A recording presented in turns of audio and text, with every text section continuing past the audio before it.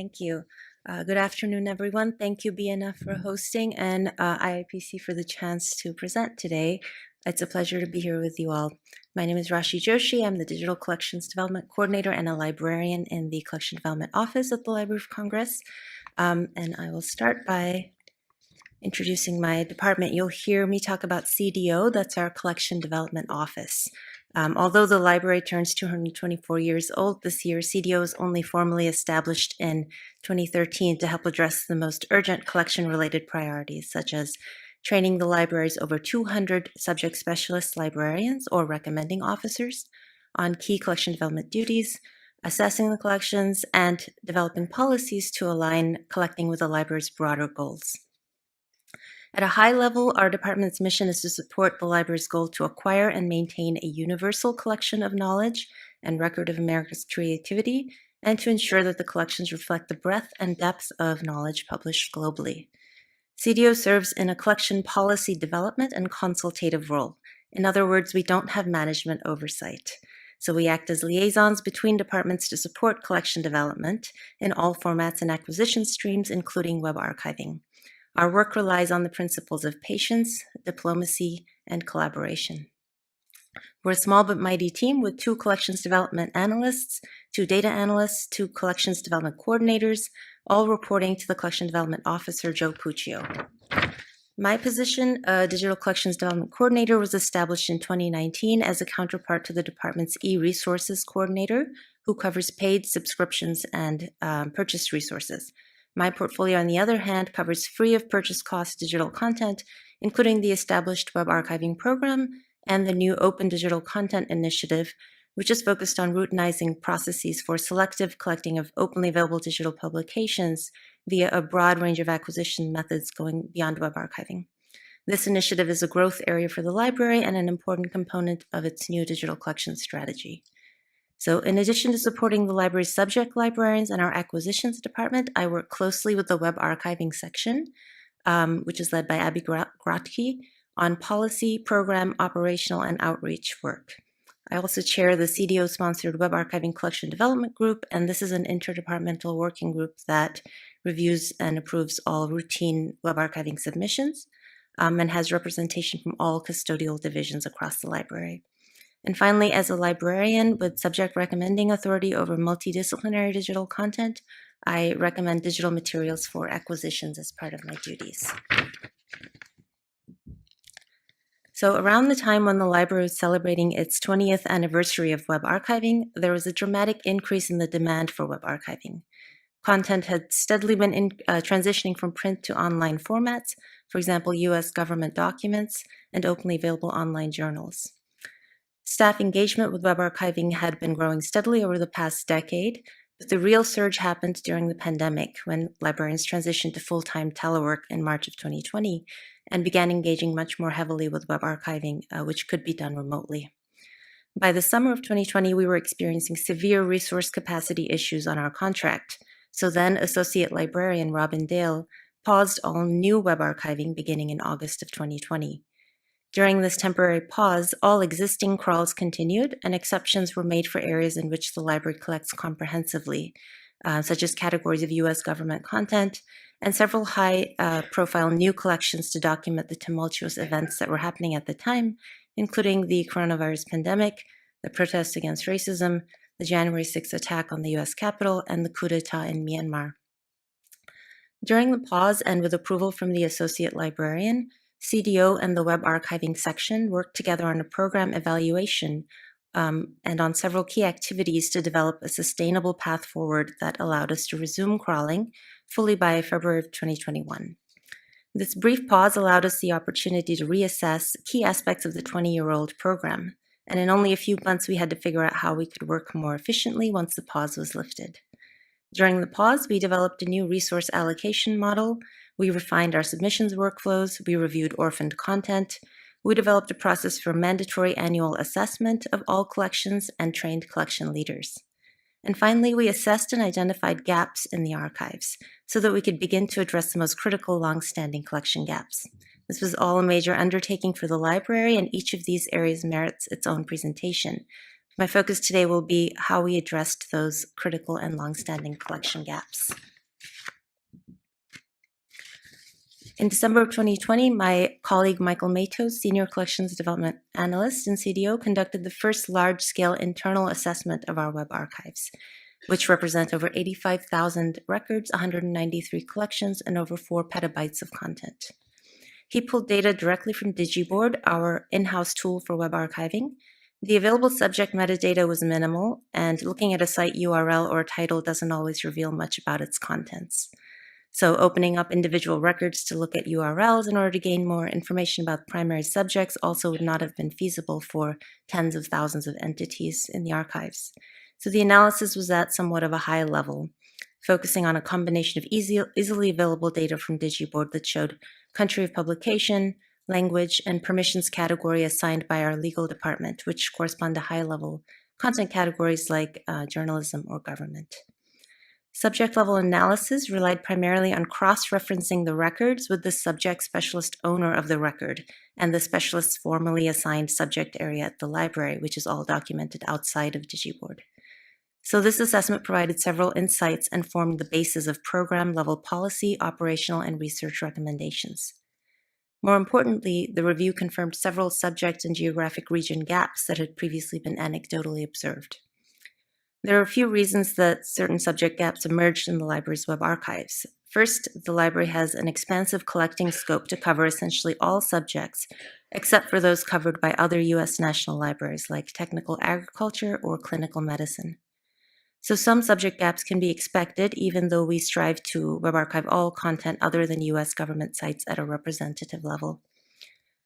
And finally, staff interest and available resources can drive collecting. So for the first 10 to 15 years, the library's web archives, only ROs who were really interested participated, and the archives reflected their interests. More recently, it has become a more mainstream recommending duty, and that allows us to fill gaps that have been there from the start, but not addressed comprehensively till now.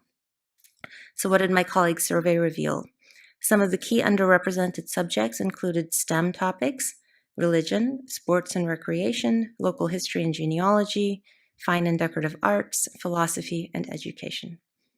As for regions, the assessment found little representation from several Latin American countries other than Brazil, sub-Saharan African countries, and some areas of the world that are central to U.S. national interests, bordering countries or our largest trading partners such as Mexico, Canada, and China. So we knew we needed to fill gaps and collect more, but we would still be working with the same staff, storage, and processing resources. We knew we had to be strategic in how we collected this material and how we could make that effort sustainable. So we took two angles. First, we asked an interdepartmental library-level policy group to set collection priorities for web archiving. These priorities would be revised each year based on the responses from staff. And second, we formalized a policy for establishing management-initiated collections to complement the routine staff-initiated collecting. Management-initiated collecting had happened in an ad hoc manner in the past, so we brought a formal structure to the process. The internal assessment revealed several gaps that we now needed to address. The gaps formed the basis for an initial list of subject and region-focused priorities.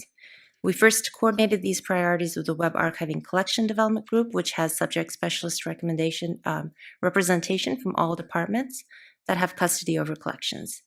And next, these priorities were reviewed and approved by the Collections Policy Committee.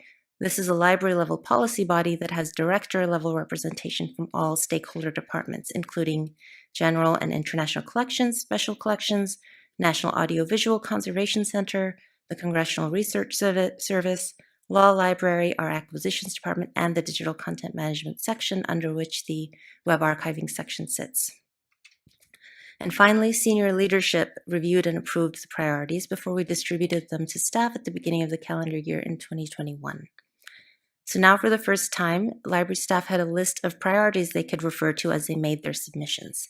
They could still submit proposals on any topic the library covers, and those continued to come in. But the proposals responding directly to one of these Collections Policy Committee priorities received priority in terms of resource allocation. CDO also led targeted brainstorming sessions with specialists across departments who could serve as collection leaders for proposals responding directly to the priority areas. So we incubated early ideas by reviewing proposal drafts to help staff refine their scope. identify out-of-scope content, develop a staffing plan, and better justify the need for that collection. Initially, CDO was not sure what kind of response we would receive from staff, but the recommending officers and managers we met with were all highly engaged and enthusiastic about developing strong proposals in response to the priorities. So the pilot plan, which has been ongoing since 2021, is to review and revise these annually. So for instance, if we receive a robust response for a particular priority, it may be recommended for removal from the following year's list. If there's little or no response, a priority would carry over to the next year. If stakeholders determine that the priority is of long-term interest or ongoing interest to the library, it may be recommended for carryover even if we gain significant coverage in that area. And similarly, if stakeholders think that they want to recommend a new priority in response to significant developments or emerging topics like climate change or artificial intelligence, they could do so. The second approach we took was to formally document policy for management-initiated collecting.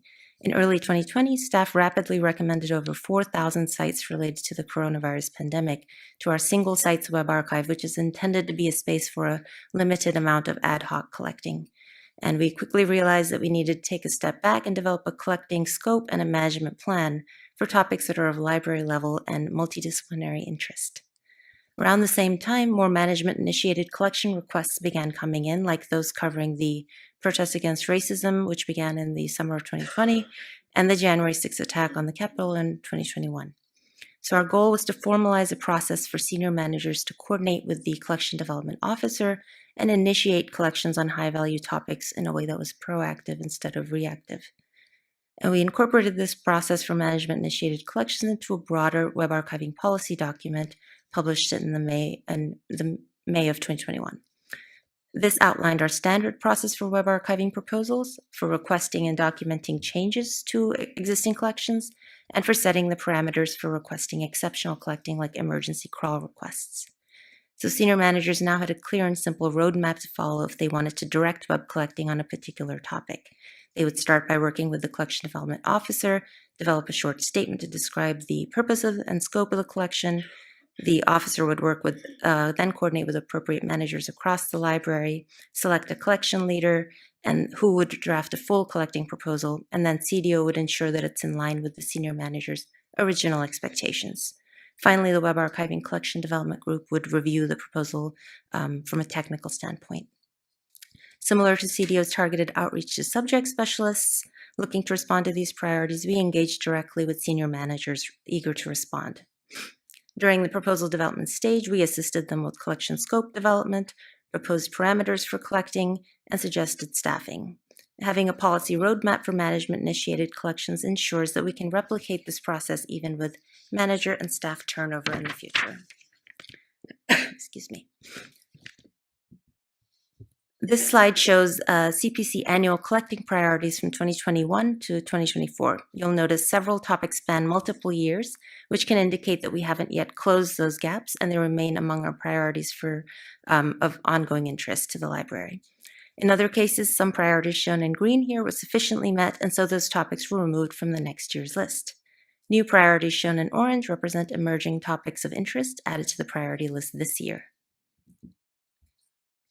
This list represents some key subject specialist and management-initiated collections that have been proposed and established since we rolled out the CPC annual priorities and the policy for management-initiated collections in 2021.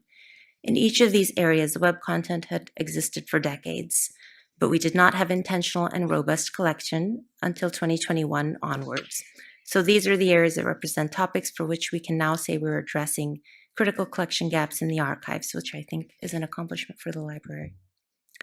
So next steps, CDO's plan is to continue to monitor the response to the annual priorities model. Next year we'll hit the 5-year mark, so that would be a good time to assess and determine whether this approach is sustainable and should continue in the long run, or if it's uniquely suited as a short-term effort to address the most critical gaps.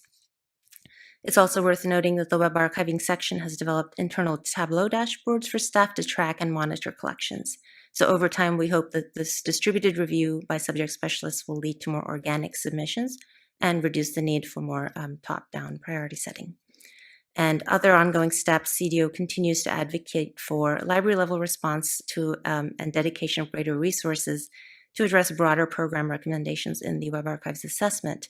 We're advocating for more robust metadata creation for records in the archives, which would aid in more sophisticated collection analysis. And we're supporting managers as they develop department-level prioritization for web archiving collecting, and particularly for non-US content. So the policy approaches I've discussed are not new concepts in collection development. Other organizations are deploying similar approaches. For example, the IIPC itself has identified and solicited nominations for high priority topics like climate change and AI. So hopefully this presentation has helped to show how the Library of Congress is relying on a combination of annually revised collecting priorities and management-initiated collecting to sustainably address gaps in our archives. Thank you. Thank you, Rashi.